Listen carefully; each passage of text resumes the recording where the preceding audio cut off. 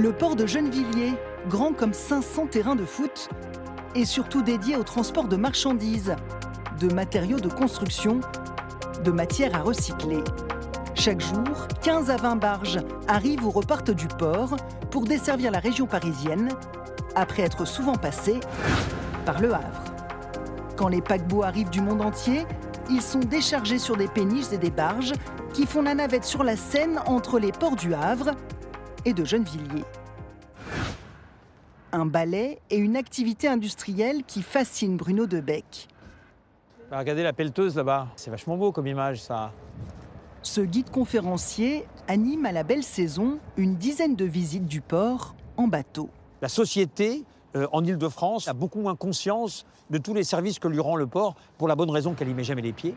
On est dans la cuisine de notre société de consommation. Alors je ne suis pas le chantre de la société de consommation, mais c'est intéressant de voir de temps en temps un endroit où on n'aurait pas forcément l'idée de regarder, de voir comment ça marche. Le port de Gennevilliers est inauguré en 1950. Mais les travaux, démarrés 20 ans plus tôt, se poursuivent jusqu'aux années 60.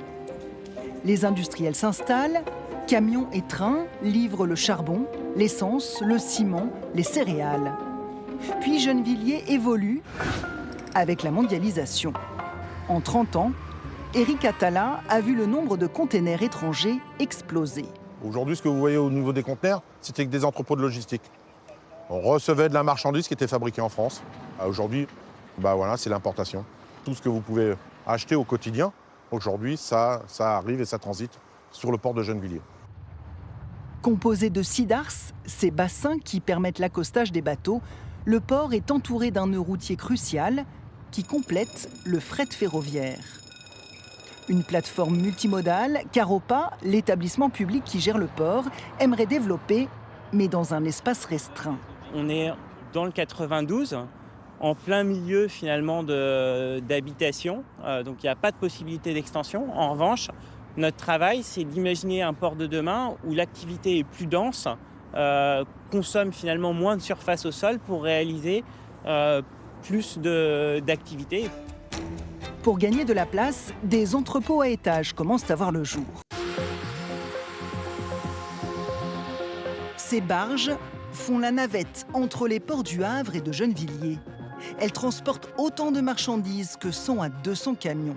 Alors pour les décharger, il faut une demi-journée. Au cœur de la manœuvre, le portiqueur, perché à 20 mètres de hauteur. Une prouesse qui demande beaucoup d'adresse.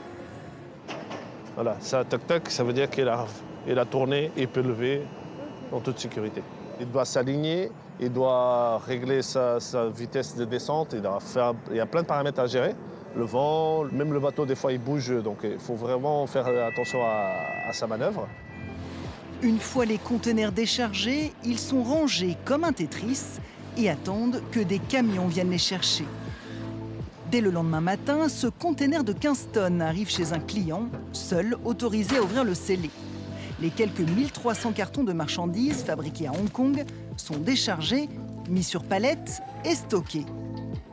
Depuis 20 ans, cette marque d'objets du quotidien a choisi d'avoir son entrepôt dans le port de Gennevilliers, car ce qu'il vend arrive essentiellement d'Asie en bateau.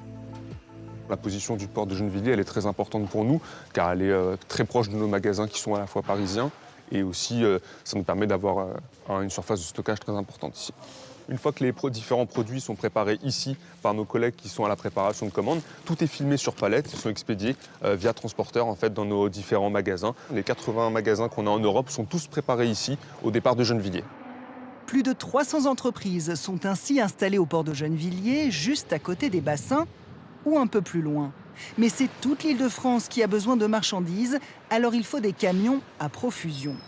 À l'entrée du terminal, c'est un balai permanent de véhicules chargés de conteneurs pleins ou vides. Chaque jour, Stéphane fait des navettes entre le port de Gennevilliers et des clients situés à moins de 100 km. Il travaille pour le plus gros transporteur du port. 150 camions, dont l'activité varie avec la santé économique du monde. Quand les droits de douane augmentent ou quand la consommation des ménages diminue, effectivement, il y a un impact direct sur notre activité avec des fluctuations de conteneurs qui peuvent passer du simple au double, du jour au lendemain. Cela fait 50 ans que ce géant du BTP est installé sur le port de Gennevilliers. Ce sable, destiné à faire du béton, a navigué 2 jours depuis la Seine-et-Marne. Ces terres de chantier du Grand Paris Express s'apprêtent à partir en Normandie. La Seine, c'est comme une autoroute écologique. La Seine, elle est vraiment au cœur de notre dispositif logistique. On a une centaine de barges, une dizaine de pousseurs qui tous les jours transportent des milliers de tonnes de granulats et de déblais. Une barge comme ça fait à peu près 2500 tonnes. Ça représente une centaine de camions évités par la route. On estime que le transport fluvial émet en moyenne 3 fois moins de CO2 que la route. Mais les camions sont indispensables pour transporter par exemple le béton, fabriqué un peu plus loin sur le port. Un béton qui se recycle à l'infini. Car avec ces débris d'immeubles, l'entreprise refabrique des gravillons qui composeront à nouveau du béton sur la plateforme de Gennevilliers. La position du port de Gennevilliers, elle est stratégique pour nous. D'une part par la présence du fleuve et aussi qu'on est rapidement sur tout le bassin de consommation urbain qui va venir consommer ces matériaux pour toutes les réfections routières, la construction des infrastructures. C'est pour cela que de nombreux acteurs de la construction sont installés sur le port de Gennevilliers. Depuis peu, sur ce quai, il y a un nouveau venu. Cette société de couverture fabrique une toiture de 2000 m² pour un immeuble sur les Champs-Élysées. Si elle livre ces immenses modules par camion, elle devra faire de nombreux allers-retours. Sur la Seine, avec une grande barge, ce serait beaucoup plus simple, mais plus coûteux. L'entreprise mise donc sur des subventions qui feront baisser le coût du transport fluvial. Le transport routier dans Paris, on le sait, il est quand même compliqué. Il y a des grosses contraintes de circulation et on pense que le fluvial, il va nous apporter des solutions à l'avenir. Et il faut qu'on arrive à justement le développer pour réduire les coûts et que le coût ne soit pas un blocage en fait. Aropa, le propriétaire public du port, fait aussi des réductions de loyer quand les entreprises de la plateforme utilisent le transport fluvial. «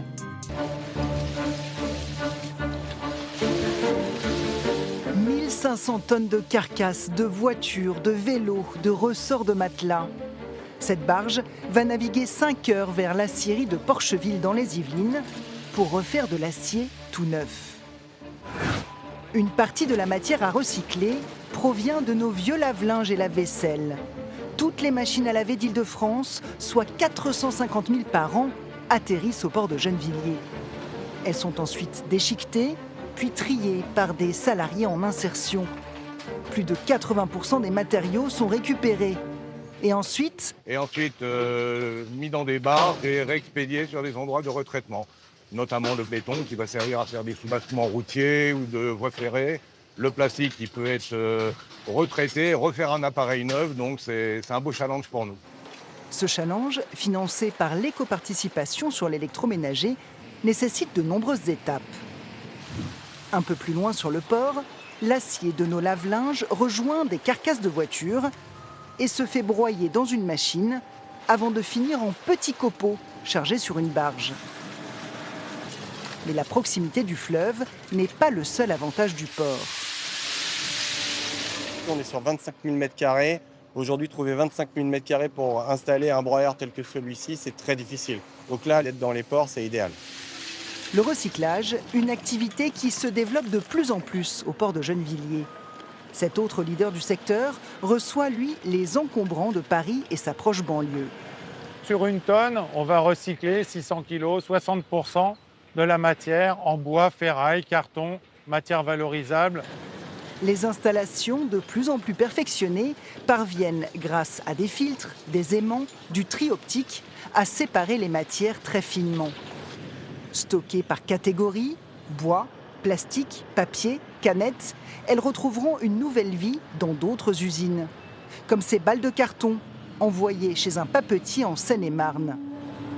Un virage écologique à 180 degrés. Il y a à peu près 10 ans, ce quai servait plutôt à transiter du déchet vers des centres d'enfouissement, puisque en fait, on avait un peu moins de tri. Et depuis 10 ans, l'accent a été mis sur la valorisation, la récupération de la matière, refaire de la matière première. Le port de Gennevilliers est ainsi devenu une plaque tournante de l'économie circulaire en Île-de-France.